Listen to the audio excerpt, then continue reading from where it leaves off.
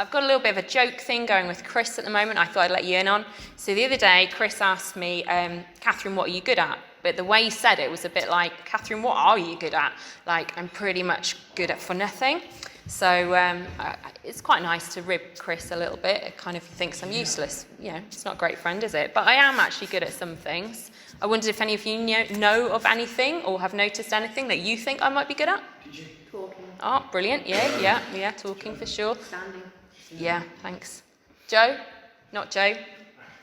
Toby? Got Joe in my ear. Oh, thank you. Making hot chocolate. Oh, thanks, Harry. Ooh. Okay, thank you. Fashion. Oh, wow. Yeah, and there's many who would disagree with you right there, Ruben. Tasting earrings. Oh, cool. Oh, that's nice. Things I'm good at. There are a lot of things I'm not very good at. I don't know if I should ask you if you know of things I'm not very good at. Spanish. Chinese. Yeah. Marble. What was that one? Yeah, okay. I'm not very good at maths, I have to say that. You guys, I can pretty much guarantee that every single one of you will be better at maths than me. I was bottom set maths the whole way through, and then I taught maths, and struggled to actually teach maths because I'm not very good at it.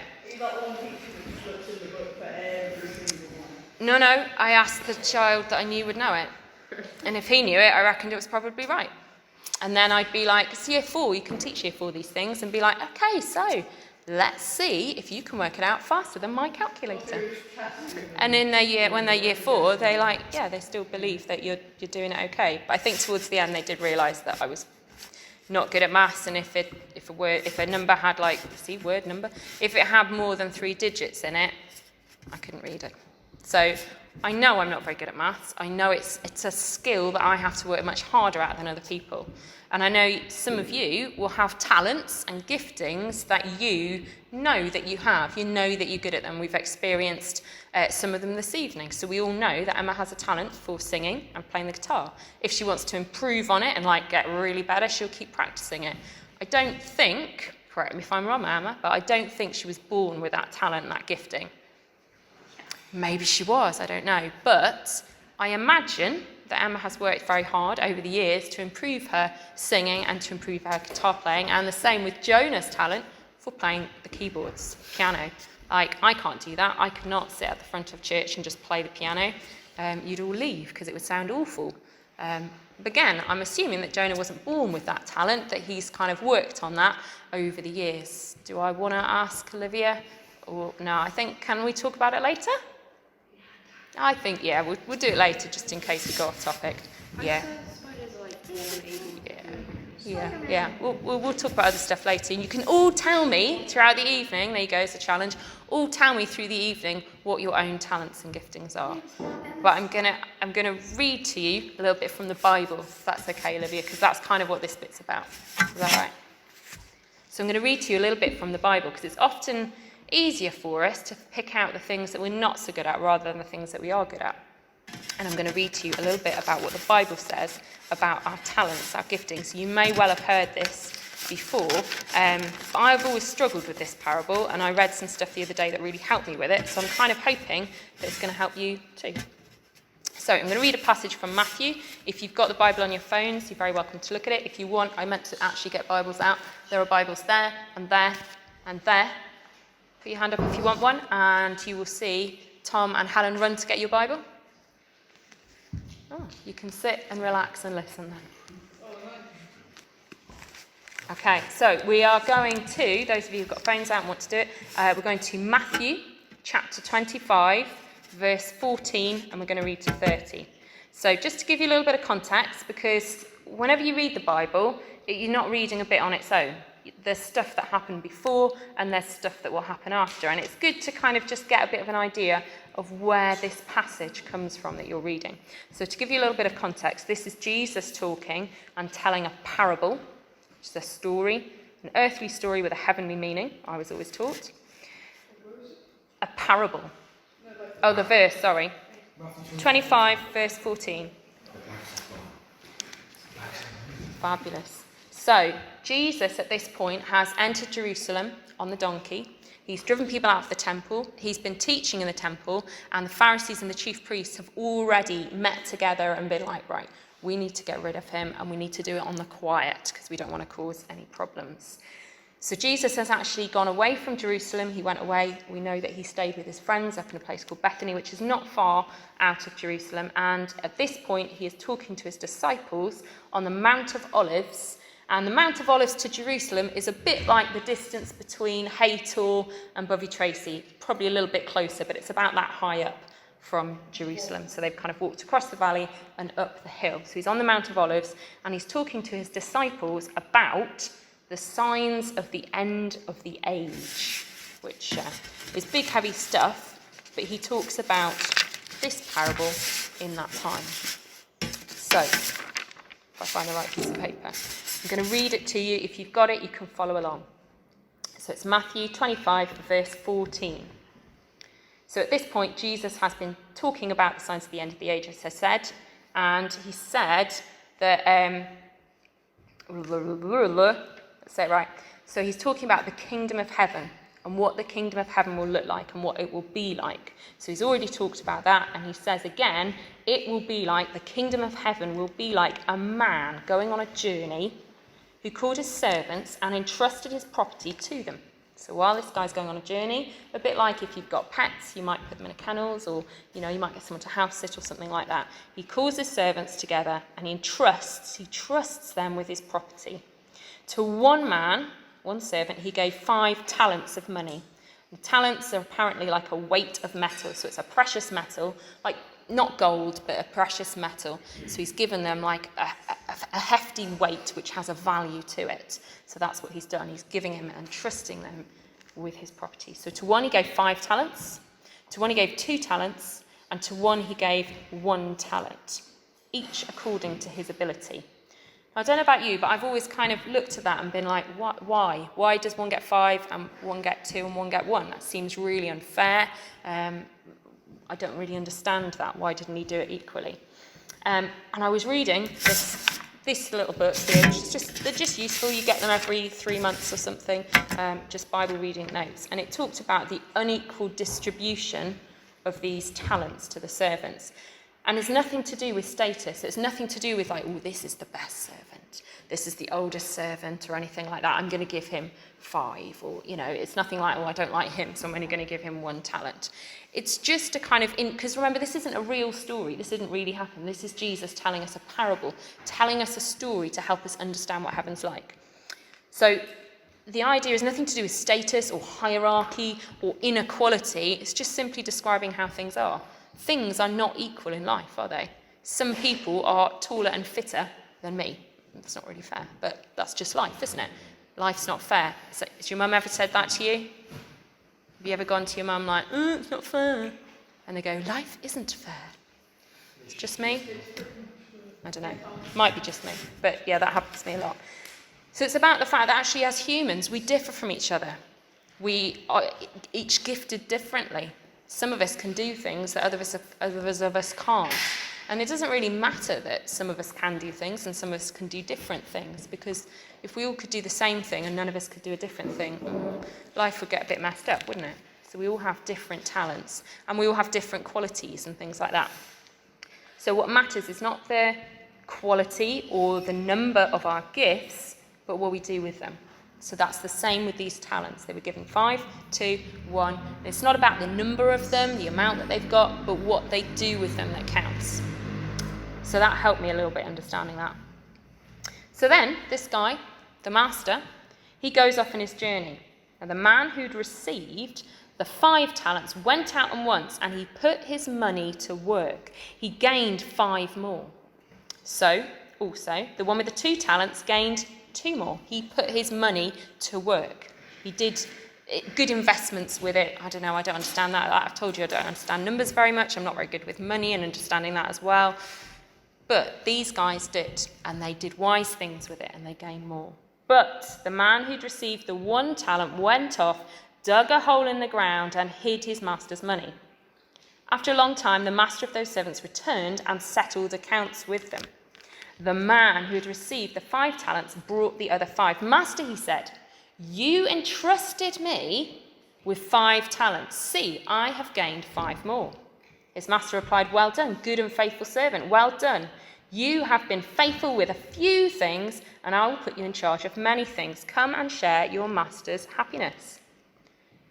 Sounds a bit weird, doesn't it? But anyway. The man with the 2 talents also came. Master, he said, you entrusted me with 2 talents. See, I have gained 2 more. His master replied, well done, good and faithful servant. You have been faithful with a few things. I will put you in charge of many things. Come and share your master's happiness. Then the man who had received the 1 talent came. Master, he said, I knew that you were a hard man, harvesting where you've not sown and gathering where you've not scattered seed. So I was afraid, and I went out and hid your talent in the ground. See, here is what belongs to you. His master replied, you wicked, lazy servant. So you knew that I harvest where I have not sown and gather where I have not scattered seed. Well then, you should have put my money on deposit with the bankers, so that when I returned, I would have received it back with interest. Take the talent from him and give it to the one who has 10 talents. For everyone who has will be given more, and he will have an abundance. Whoever does not have, even what he has will be taken from him. And throw that worthless servant outside into the darkness where there is a weeping and gnashing of teeth. Now, I don't know about you, but I've always struggled a bit with that story. I'm like, why is Jesus telling this story? I don't understand. This guy seemed to, he didn't seem to do anything wrong. He just didn't make that 1 talent work for him. He didn't invest it all, but he still gave it back, like he didn't steal it. I didn't really understand it, and I didn't understand the master and his attitude properly. But I feel like I've got a bit more of an understanding now, so I wanted to share it with you. So we've already said the distribution of the talents at the beginning, it's unequal, but that's just life, isn't it? We all know that. We're all able to come here and read Bibles and things in the open. If we lived in other parts of the world, we would be arrested for what we're doing right now. It's illegal. Sad, but it's true. The 3rd servant, the wicked, lazy servant. The problem with him is his attitude. So if we look back at those verses, some of those verses, he just didn't have a great attitude with it. When the master came back, he was a bit like, oh, well, I didn't do anything because you gave it to me and I put it in a hole and I know that you do this, this, this, this and this, so He's quite complainy, isn't he? He lacks confidence in his own ability. He doesn't go out and do anything with that talent because he's just a bit like, oh, well, I don't know if I can. What if I lose it all? I don't know. There's a lack of confidence in himself there. He's kind of, he's not really learning with what he's doing with the talent. He's not kind of going out there making it work for him. So the first man, he says, he took that money, he took his talent, and he put it to work. It's a bit like kind of me talking about Emma playing the guitar and singing.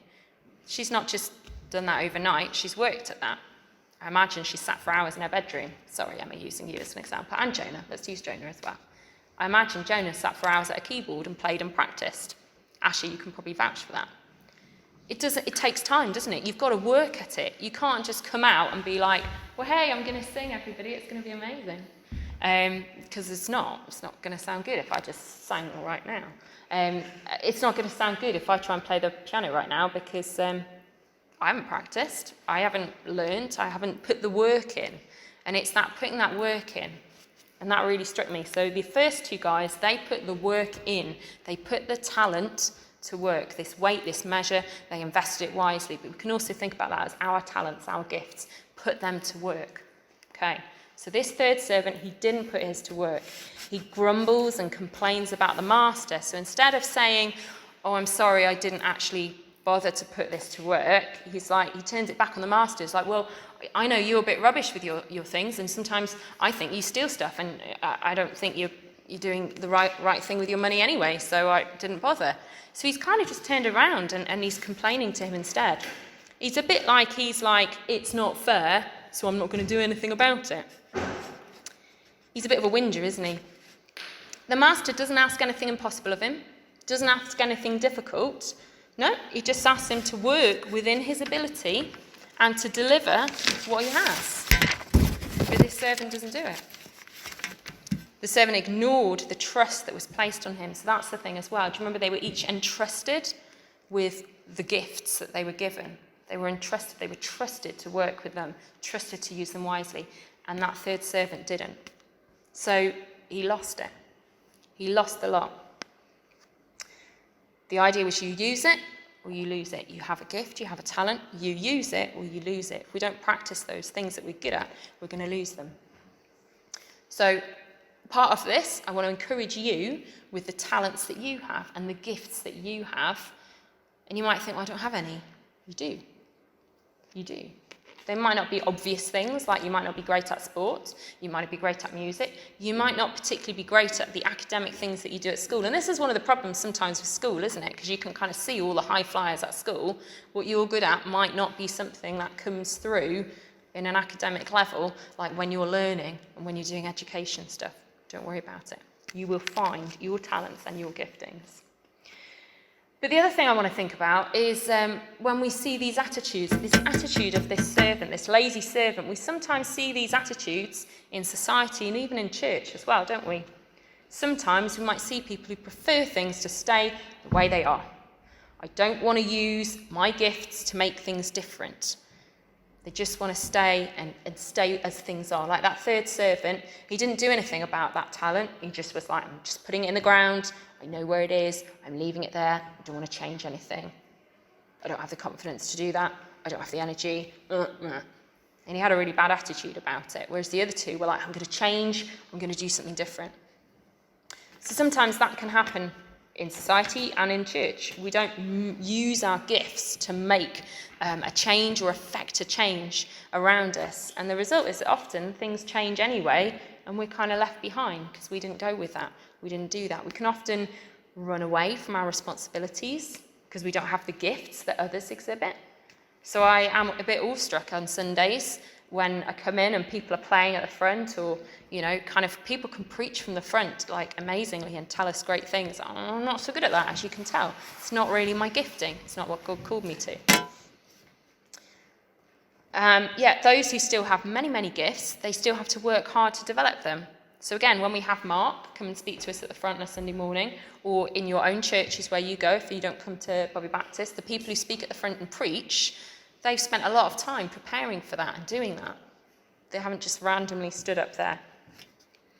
People work to develop their talents. And if we don't work to develop them, it's kind of like we're not taking that responsibility that God's given us. God's trusted us to use our talents, not just for ourselves, but for him.